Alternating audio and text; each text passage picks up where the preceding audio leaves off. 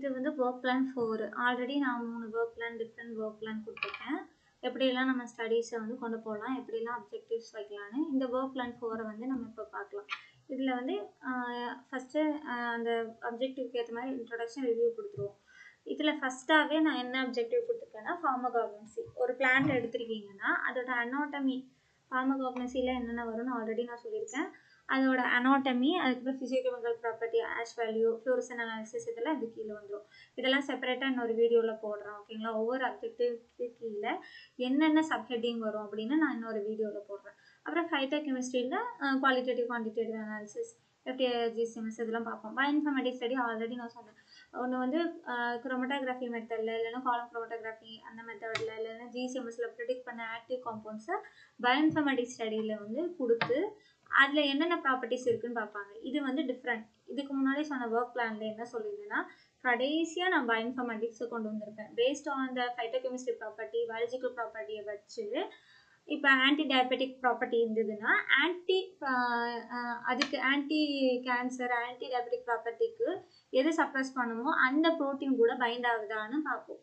ஏன்னா அதில் நமக்கு ஆல்ரெடி தெரியும், இந்த பிளான்ட்டுக்கு பயாலஜிக்கல் ப்ராப்பர்ட்டி பார்த்தனால நமக்கு தெரியும் இந்த பிளான்ட்டுக்கு வந்து கேன்சர் ப்ராப்பர்ட்டி இருக்குது அப்படின்னா அதை வச்சு கேன்சர் டிசீஸை மட்டும் ஃபோக்கஸ் பண்ணி கேன்சருக்கு அகெயின்ஸ்டாக உங்கள் பிளான்ட் ஆக்டிவ் காம்பவுண்ட்ஸை பயோஇன்ஃபர்மேட்டிக்ஸ் ஸ்டடி பண்ணுவீங்க. ஆனால் இந்த ஒர்க் பிளான் 4ல் நான் பயோஇன்ஃபர்மேட்டிக்ஸ் ஸ்டடியை முன்னாடியே கொண்டு வந்துட்டேன், பயாலஜிக்கல் ப்ராப்பர்ட்டிஸ்க்கு முன்னாடி.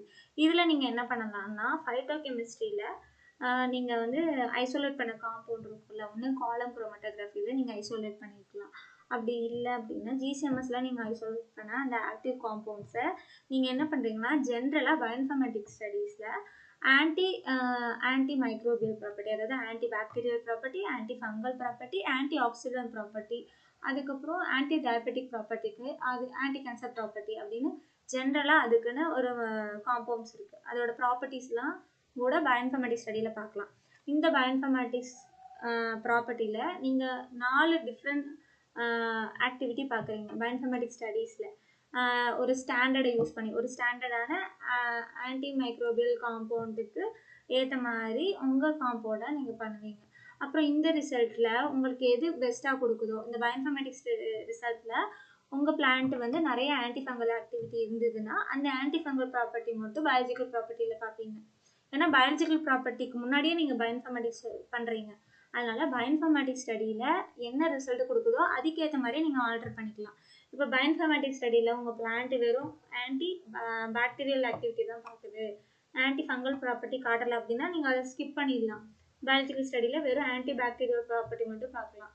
ஏன்னா பயோஇன்ஃபர்மேட்டிக்ஸ் ஸ்டடியில் வந்து ஆல்ரெடி என்னோடய பிளான்ட்டுக்கு அது இல்லை, அதனால் நான் வந்து வெறும் பாக்டீரியல் ப்ராப்பர்ட்டி மட்டும் பார்க்குறேன் அப்படின்னு சொல்லிடலாம். அதே மாதிரி இதே பயோஇன்ஃபர்மேட்டிக்ஸ் ஸ்டடியில் இதுவும் பார்த்துருப்பீங்க, கேன்சர் ஆக்டிவிட்டி, டயபெட்டிக் ஆக்டிவிட்டி இதெல்லாம் பார்த்துருப்பீங்க. அதில் வந்து அது கேன்சருக்கு ஒழுங்காக ரெஸ்பான்ஸ் கொடுக்கல, அதே மாதிரி டயபெட்டிக்கும் ரெஸ்பான்ஸ் கொடுக்கல. ஆனால் வந்துட்டு இதுக்கு இன்ஃப்ளமேட்ரி, அதாவது இன்ஃப்ளமேட்ரிக்கு வந்து நல்லா ரிசல்ட் கொடுக்குது. அப்படிங்கிறதுனால நீங்கள் இன்ஃப்ளமேட்ரி மட்டும், அந்த இன்விட்ரோ இன்ஃப்ளமேட்ரி மட்டும் நீங்கள் ஃபோக்கஸ் பண்ணி அனிமல் ஸ்டடி கொண்டு போகலாம். அதுக்கப்புறம் லாஸ்ட்டாக இங்கே டிஷ்யூ கல்ச்சர் வச்சுக்கலாம். இதெல்லாம் பார்த்துட்டு டிஷ்யூ கல்ச்சர் ஏன் வைக்கிறீங்க அப்படின்னா இந்த பிளான்ட்டு வந்து நல்லாவே ஒர்க் ஆகுது.